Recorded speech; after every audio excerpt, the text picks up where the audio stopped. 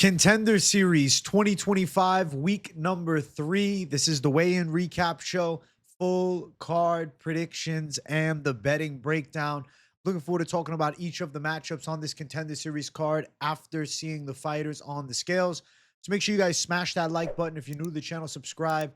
Turn the post notifications on and make sure you share the video too. And also note, I'll be live for the entire card Tuesday, tomorrow, at 8 p.m. Eastern time. Don't miss the fight, companion.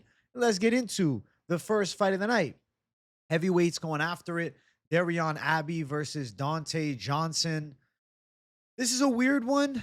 Donte Johnson just turned pro a little over a year ago, and he's not even a heavyweight. Really, he's a light heavyweight. He's fought at heavyweight before, but he's a light heavyweight, weighed in at 209 pounds. Now, his opponent, Darion Abbey, 6'6", 226. He's really tall, but doesn't have a ton of weight on him. Lost some weight for this fight, though. He's like 245 his last fight. Now, before I get into the damn breakdown, I'm thinking the underdog, Darion Abbey, has got a chance to win. I remember his MMA debut against Steve Murray. I remember he dropped him with a big shot. Then he ended up getting Kimura'd on the ground and whatnot.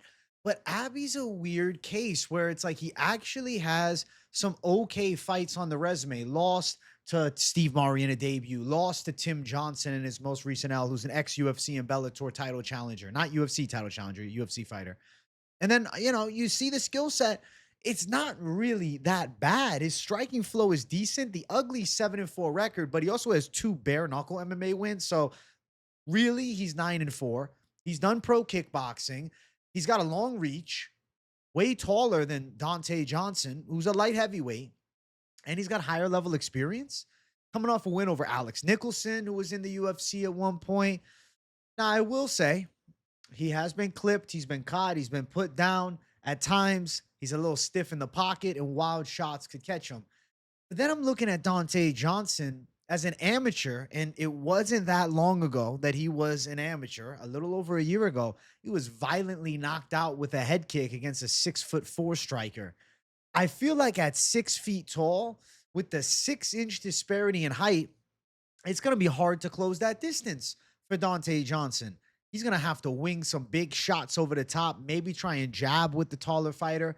But Darion Abbey has a deceptively good jab, and he follows it up with solid straight shots. And his inside fighting, specifically the knees in close, the tie clinch, the elbows, it's all right. He's got a chance here. I think he's way too big of an underdog, too. I think it's a competitive matchup, but a winnable one for Darion Abbey, who has more pro experience, been fighting for way longer, got tons of kickboxing fights alongside of MMA as a pro and an amateur. Donte Johnson's a young guy that just burst onto the scene. He looked good in his last one. He fought a guy who was his exact same height. Like, okay, took out some, you know, mid-tier opposition, 6-7, 3-11, 0-2. This 6-7 dude actually gave him a bit of trouble earlier on before he caught him with a big shot towards the end of the first. I think Darion Abbey's long-range striking is a factor in his size, physicality-wise. Donte Johnson taking him down and beating him up. Donte Johnson, he's not the standout wrestler. He's got really fucking big legs and he's jacked. We'll look at his frame in a second. But he's at such a disadvantage in size.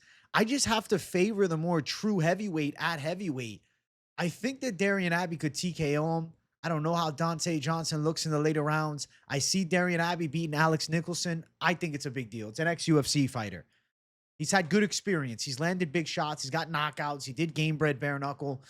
The guy's got something here. And when I see the submission game, I think Abbey is quite sound. Also, Darion Abbey is a Killcliff FC prospect, which I think you got to give respect to that crew over there too. I'm going to say that Darion Abbey is going to pull off an upset. I think he might TKO Johnson. I feel like Johnson's too small. He actually looks like a middleweight. You'll see in a second. There's Darion Abbey on the scale. Now, he's in quite good shape for this fight. This is his big chance. I mean, he's 7-4, bro. He's a journeyman with the chance now to change his life. 9-4 if you include the bare knuckle stuff. But like, this is the opportunity of a lifetime he has here. He's fighting the undefeated kid who just turned pro a year ago. There's Fabio Donte Johnson himself. Kind of looks like The Rock from Moana a bit. And then look at the size difference. You see what I'm saying? Middleweight versus heavyweight. I think that Johnson, if he really buckled down and dialed in, I think he could be an 85er. I think he should be an 85er. He's got power, definitely. But I got to go with the heavyweight. I got to go with the striking ability, with experience, with range. I think his skill set's all right. And I mean, you can see I'm not joking around. Look, a lot of fights, kickboxing, game bred bare knuckle, amateur MMA. This guy had a shitload of fights. He's been doing this since 2017, man. It's the year I graduated high school. On the opposite end, 2022 was the amateur debut. Pro debut a year ago in 2024. A little over a year. He's been a professional fighter. What's a year ago on the other side? A year ago, a year and a half ago, he had fought Tim Johnson, an ex-UFC fighter. I'm going for experience as the best teacher. I'm picking the guy that has fought ex-UFC fighters, that's fought at a higher level. And you know what? Even when he fought against Steve Murray back in the day, I'm like, yo, this guy has some power. He does have power. I think Johnson's getting knocked out. I'm going underdog. Minus 240 of the lines. At open, it was minus 275, plus 190 for the Darion Abbey side. Give me the underdog. Give me Abbey to win. Under a round and a half, minus 225. It could go over a round and a half. I'm going to say Johnson, too small. And I don't think he's ready for the UFC spot yet. 1 year as a pro ain't ready. Am I saying Darion Abbey's on the path to contendership? Maybe not. But I do think UFC fighter is in his future. I'm going for the dog, Darion Abbey, and I don't get why he's such a big dog. At the very worst, I think slight favorite status to the undefeated fighter, but he shouldn't be sitting at a minus 250 plus, minus 275 range. That's crazy. Next up, we got Cristian Pérez versus Manoel Sousa. Really cool matchup of guys that I think have pretty good potential. Now, I feel very torn on my prediction. My initial instinct, I'm like, yo, Cristian Pérez is a future UFC top 15 talent. And then I'm watching Manoel Sousa and I'm thinking, you know, but he looks ready right now. I'm going to make my pick based upon the initial instinct of Pérez. And then when I saw the lines, I'm like, damn, man, he's a big dog. Both guys with good records. The difference between the two is Manoel Sousa has good experience in Bellator. But we have seen Bellator experience is not like he fought in the UFC before, all right? Bellator is not UFC, especially the era of Bellator that he fought. And he lost to Archie Colgan by a decision. That's a completely different matchup, right? Colgan not a slick kickboxer. I think Pérez is live to pull off a hard-fought decision win. I think it's going to be a crazy fight. But the reason I like Pérez, versatility in the stand-up. Straight punches. Nasty kicks to the legs and body, right? Dangerous kicks up high, too. Distance management. Good lateral movement. Good ability at evading shots.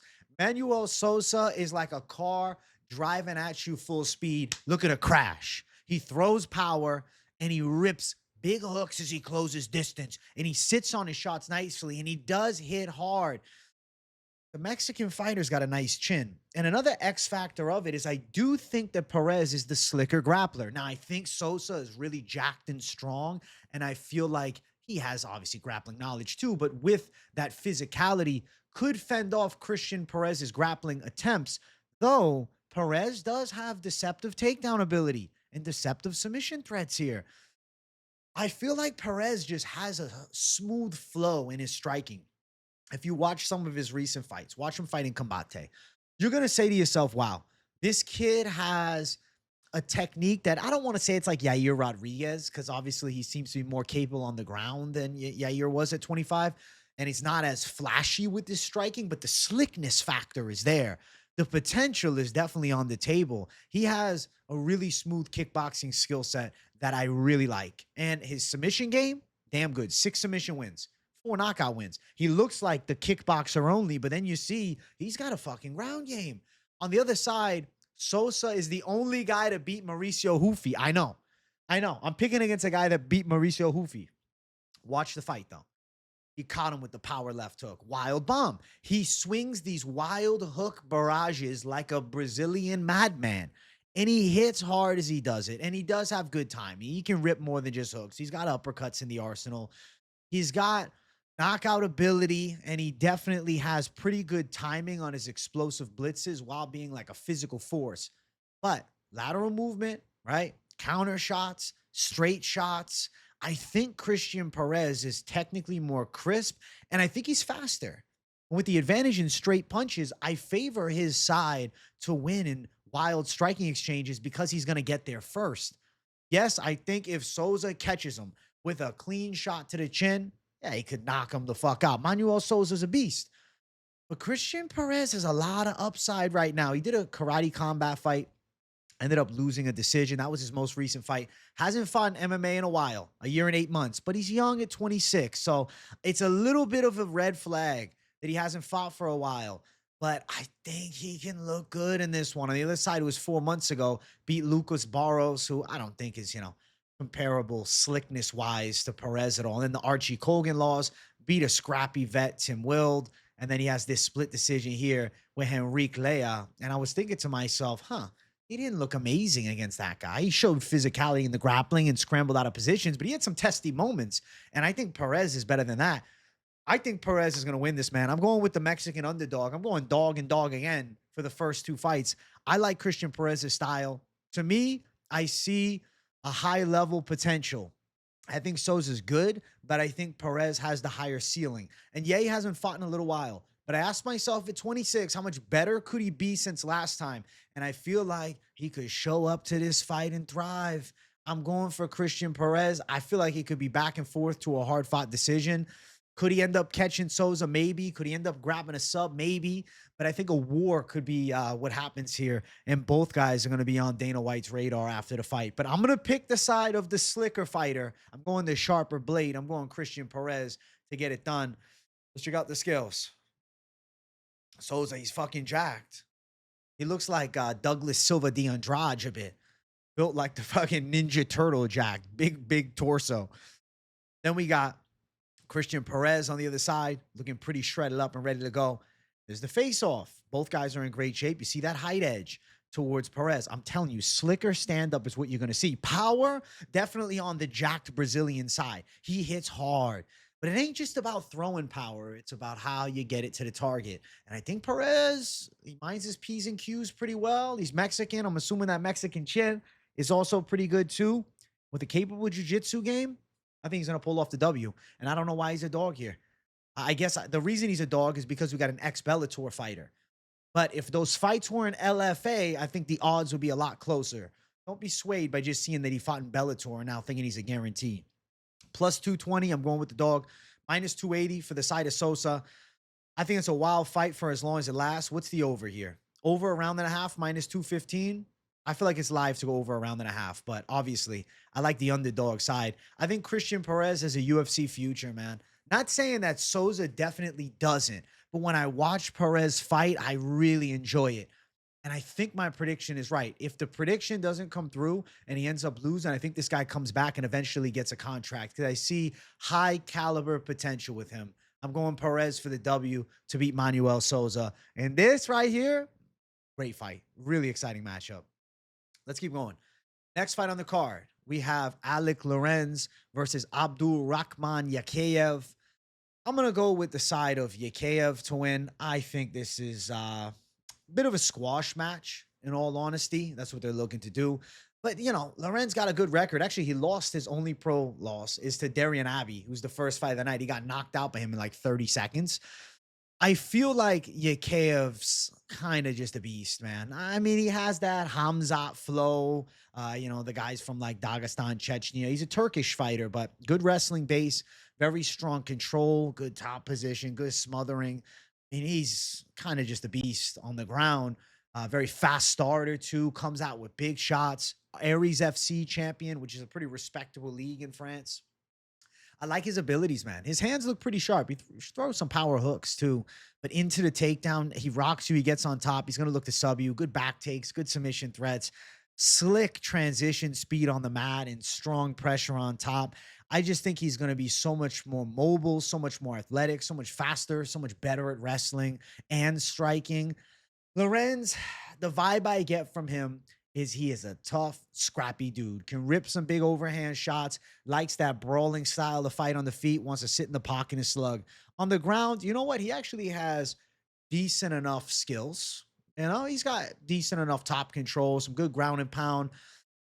I don't know, though. He got his back taken by, if fighter a few. Was it this fight? It's a few fights back. He got his back taken. I didn't love it. I feel like I don't know. I don't know, man. Lesser opposition. It's not to say they beat him. I mean, he beat Big Tuna, bro. He beat Ben Parrish.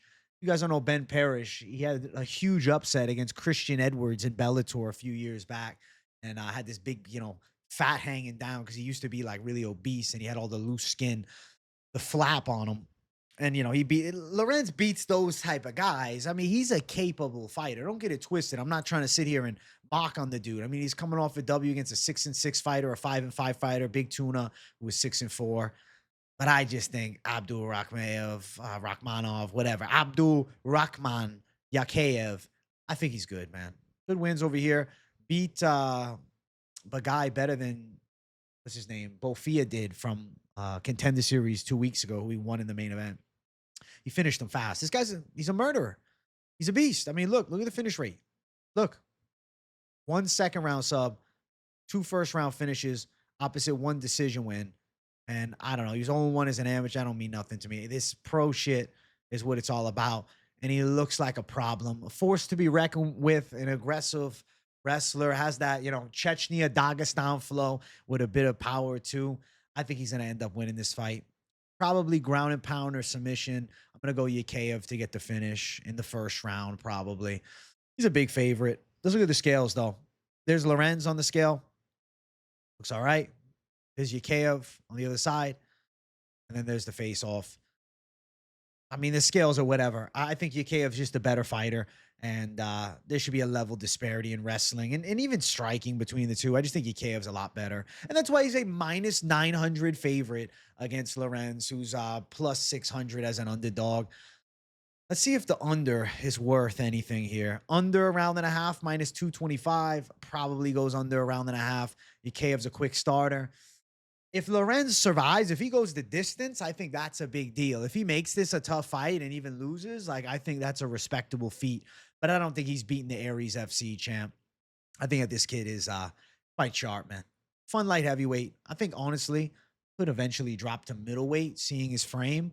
But definitely skills are going to be too much. I'm going with Yakhyaev. I'm going with finish. I'll say ground and pound or submission, both alive, inside distance, and it's probably under a round and a half, most likely first round. Yakhyaev for the W.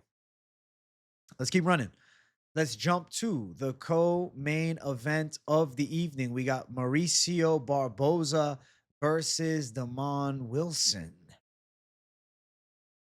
I called him Márcio, but it's Márcio. I'm picking Márcio. I can't botch my winner's name. Yes, I'm going with him. I think Márcio Barbosa is going to pull off the win against Damon Wilson, man. I feel like Barbosa seems to be a big power threat, whereas Wilson is like the essence of a slick savage. I love the way he switches up the stances, comes out in southpaw, throwing fast 1-2s, is smooth, able to fight out of both stances and attacks.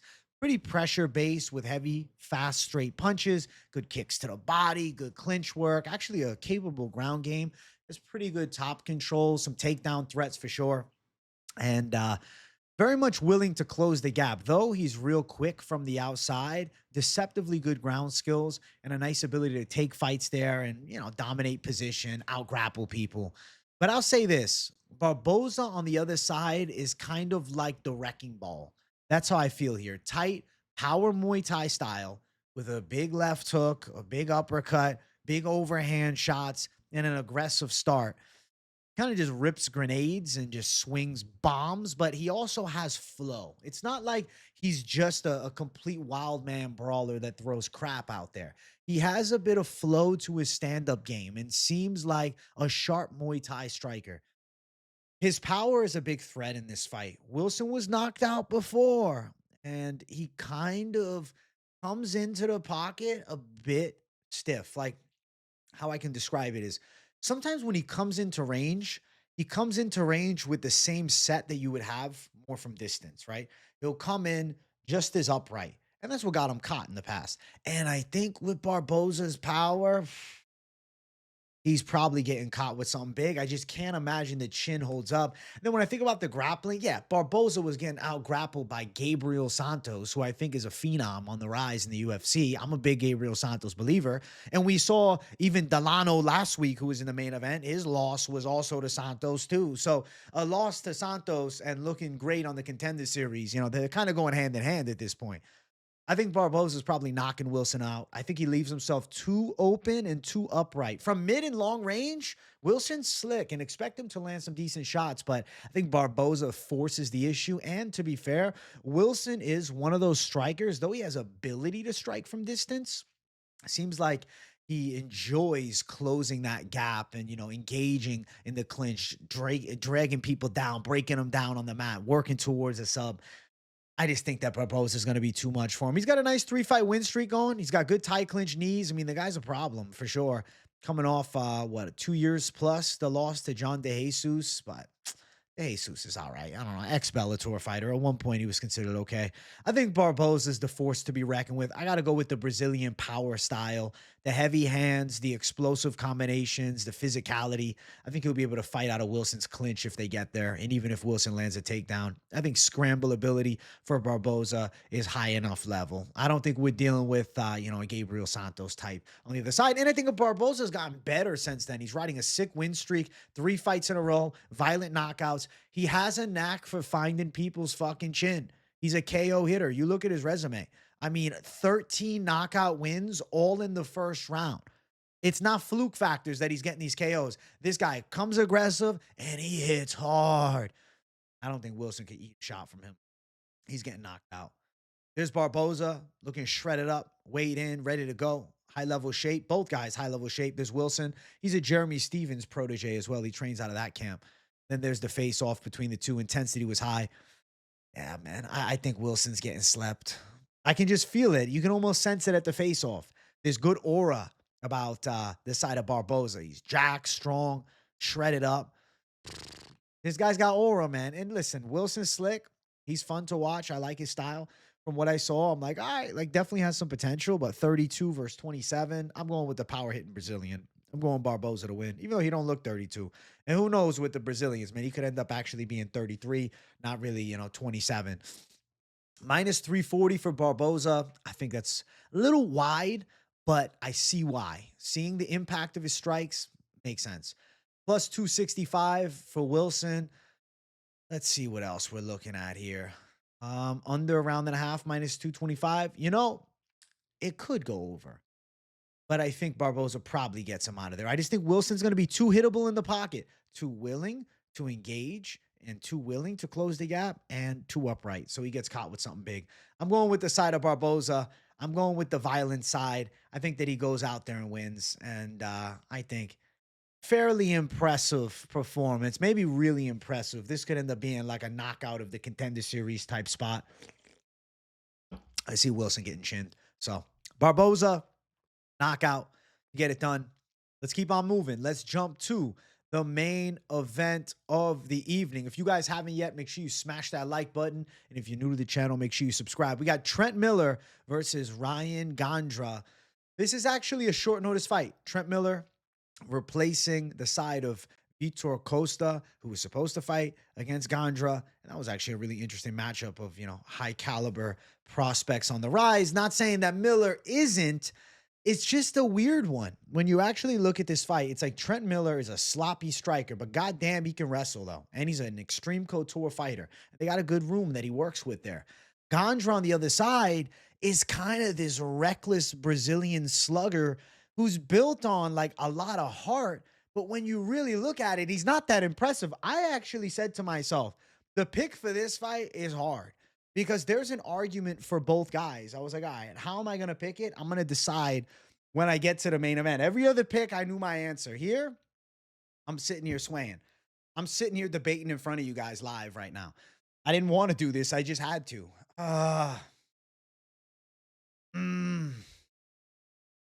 I'm proud to be an American. Am I going to do it? Something's just swaying me. Something's pulling me, man. Trent Miller's never been knocked out. He's lost by submission. He's got a chin on him. The guy's all heart. He can wrestle. Gandra got taken down and was losing in the grappling, but his opponent broke against this Brazilian here, Gabalino. Oh, my gosh. If it's striking, Trent Miller's a dead man, though. His stand-up is so sloppy. But he hits hard, and he can wrestle, and Gandra's his explosive power. I'm going to go Gandra. No, I can't just go Trent Miller, but like, it's a good underdog, though. It's not crazy to pick Trent Miller. It's definitely not crazy to be like, yo, fuck it. The odds are stupid. Let me bet on him.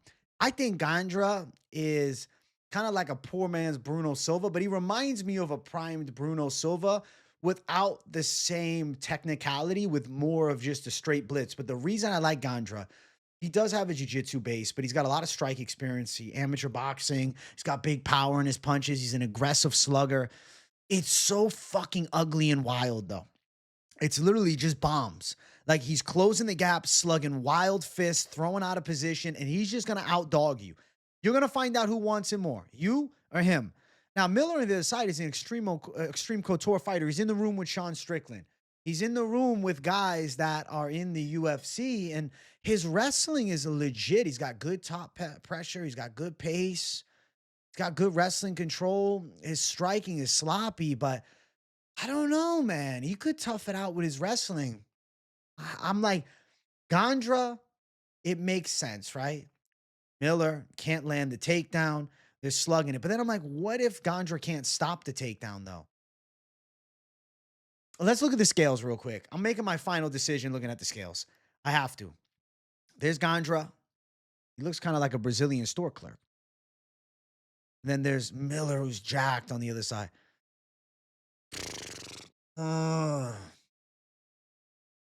It's such a hard prediction because I'm really not blown away by either guy. Gandra's this big favorite and this hyped up 7-1 Brazilian, but like, he's just a wild gunslinger, man. He's wild shit. Trent Miller, though, is losing to fucking Buddy Wallace and Mike Jones. 2 submission wins for him. Oh my. Oh my. Oh my. Oh my. I feel like Miller, though, is such a dog for taking this fight. Training in the room with savages, like, he could be getting better. Split decision against Dylan O'Sullivan 3 months ago, beats a 7-9 guy. I don't know how. The fucking corner threw in the towel. He hasn't fought in 9 months.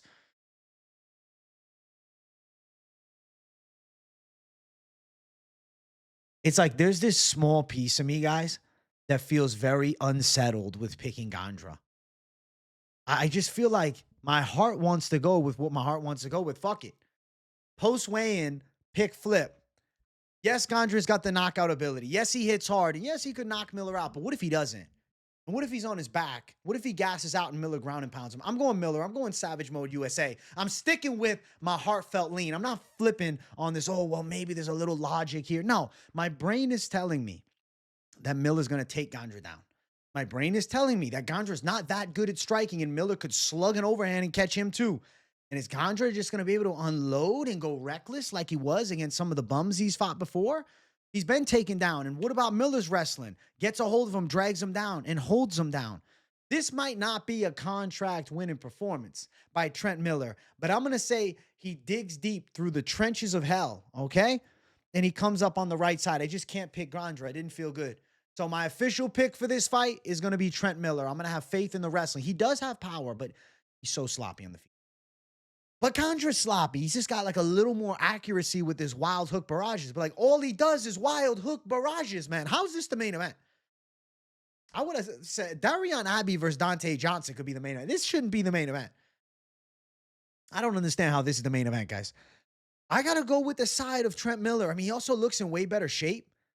I just think he's going to be able to out-muscle him on the mat. Maybe fatigue Gandra a bit. I saw Gandra wilt in his one loss. This fight, he was at heavyweight. He was fat back then, back in 2022. Got fucking destroyed, man.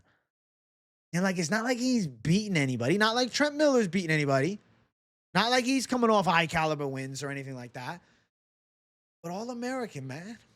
Savage Mode USA from Las Vegas, taking the fight on short notice. It seems almost like the perfect Cinderella story that Trent Miller takes Gandra down and somehow beats him up and finishes him off maybe with ground and pound, maybe with the submission or even a hard-fought decision. Gandra throws bombs round one. Miller survives the onslaught, counters with some takedowns to a wild gunslinger, ends up in top position, ends up garnering control time, ends up fatiguing Gandra. Like, how's Gandra going to look with a guy that can wrestle like this? I mean, if you look, yeah, he's won fights by decision, but nobody that can wrestle like his opponent. Past 2 fights, I mean, barely over the round and a half mark here. And he was taken down here. And his opponent wilted, man. This dude quit. This dude gave in. Now, I'm going to go with Trent Miller. I'm going to stick with my heart lean. My brain's also in agreement. I'm going with Trent Miller. I'm not going Gandra, so ignore me for ever saying it. That was just the sway. That shows you, though, this fight's a 50-50 to me. Like, throw the betting odds out the window here. This is a competitive fight that can go either way. But I think that the American from Las Vegas, I can feel it coming in the air tonight. Trent Miller. I'm going with Trent Miller, guys. Let's do it. Let's go Savage Mode USA in this hole. Representing Extreme Code Tories in the room with killers, man. Plus 325 for Miller, minus 425 for Gandra. That's crazy. How is this guy minus 425? I don't get it. I don't get it. I don't get it. I don't get it one bit. I think these odds should be like minus 150 Gandra, plus 125 Miller. It's crazy how much he's being slept on. And like, yeah, he's lost other fights, but this is a certain element of rising to the fucking occasion. And I'm saying that Trent Miller does just that. Over a round and a half, plus 130. I think they're live to go over a round and a half. Under 1.5, minus 160. I think they might be going all 3. I think Gandra ends up on his back, frustrated. Miller kind of smothers him a bit, maybe fatigues him. Maybe a finish opens up in the 2nd or 3rd round, but maybe Gandra gasses, man. It looks like Guilherme Uriel from last card against Hawkett. I'm going with Savage Mode Wrestling. I'm going Trent Miller for the upset win. That's my side, guys. I'm doing it. I'm going with the right call. I'm going with the true lean that spoke to me. I can't go against it. I'm not going against my initial instincts. I'm going with the underdog. This card is crazy. What I got? 1, 2, 3 underdogs and then 2 favorites. I'm excited for this. I'm excited for this. Now, I do want to talk some parlays with you guys to close out. You know what I tell you about parlays? Tell the parlays to go fuck themselves. For this card here, man, parlays are risky territory. You could go towards, let's see. Let me see if any prop, like an over specifically, because there's no props I'm seeing here. Let's see. How would I want to do? If you believe in Pérez, you can go over a round and a half there. You could end up going with Yakhyaev here, or you could just go under a round and a half, because I think Yakhyaev finishes him. There's Yakhyaev. Barbosa. Let me see. Let's see. Let's see. All right. Cristian Pérez. Oh, they don't even have the over-unders on this. All right. What's the number? I'm going to have to concoct it myself. Over a round and a half is minus 115. Or is it minus 155? Hold on. Let me double check. Minus 215. What am I saying? Minus 150. Minus 215. Where's a minus 215? All right. So if you had minus 215, now we're going to have a minus fucking 1,000. Those two together, though, Yakhyaev in the over 1.5, that's like a lock city parlay. I think that's pretty good. And then ignore the names here. It's Yakhyaev in the over 1.5 for the Pérez Sousa fight. I mean, if you believe in Barbosa, it's plus 112. This is a good card maybe to hit some like underdog money lines straight. What if we just did the Yakhyaev under, though? What's under a round and a half for the Yakhyaev fight? And it's 225. That's not a bad idea, actually. Let me see. Minus 225. All right. That's plus 112. So over in the Pérez fight and under in the Yakhyaev fight, plus 112. I like that. I like that a lot. I think that's a better way to play it. Now, if you just want to go psycho mode USA and you're like, fuck it, bro, I just want to go straight money line calls. You're like, hey, I believe in the underdog Trent Miller. Fuck it. I believe in the powerhouse Barbosa. Fuck it. I believe in the side of Pérez. Fuck it. I believe in Abbey. Fuck it. I believe in Yakhyaev. Fuck it. Plus 6,205 for the clean sweep of the card. So pretty much they're saying they're willing to pay a shitload if I'm clean sweeping this thing. I guess I have some deceptive picks, but underdogs on Contender Series are not like underdogs typically. The odds are kind of bullshit. Like, there's no reason that Gandra should be a huge favorite. there's no reason that Johnson should be a huge favorite. Yeah, Yakhyaev should be a massive favorite because he's going to win. But I think the over in the Pérez Sousa fight and the under in the Yakhyaev fight, not a bad idea. That kind of calls my name. Obviously, straight underdog money line of Pérez seems live. Darion Abbey could be live. I feel like, there's some risky calls. The main event dog is definitely live. Bet this card intelligently, man. I mean, you could, if you believe in, where my head is at with things like this, you go Barbosa, and then you're going to go with the over in the Pérez fight, if I can find the minus 215. Let's give you an approximation. So it's minus 110 if you had Barbosa and the over in the Pérez fight. Then if you also threw the under in the Yakhyaev fight, you're at plus 176. Or if you just put Yakhyaev straight, you're at plus 112. So there are some parlays to make. Now, if you want to go Barbosa, the over in the Pérez fight, and you're like, fuck it, I'm going Savage Mode USA. Let's go Miller. Fuck it, I'm going to go the under. Now you're at plus 1,000. Then if you're like, really, fuck it, give me Darion Abbey, you're at plus 35.95.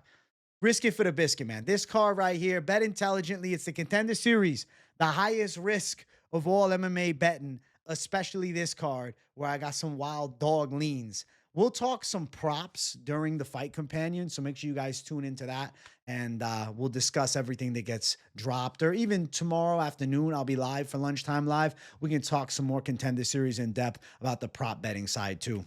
I love you all. I hope you enjoyed this wild breakdown. Make sure you guys smash the like button. If you're new to the channel, welcome. Subscribe. Turn the post notifications on. Thank you guys for 52,000 subscribers. It means the world to me. Let's enjoy some Contender Series action. No UFC this weekend, but I'll still have content and live streams. And obviously, Tuesday night is our fight companion this week, and I'm excited for it. So tune in, 8 p.m. Eastern time. Let me know in the comments what you thought of the picks. Do you agree with some of these wild dogs? Or are you thinking that maybe the favorites are more the proper leans? I want to hear from you guys. Let me know in the comments down below. Thanks for watching, everybody. If you got nothing to say in the comments, W in the chat to boost the algorithm for your boy. I see you on the next one. Much love. Peace out.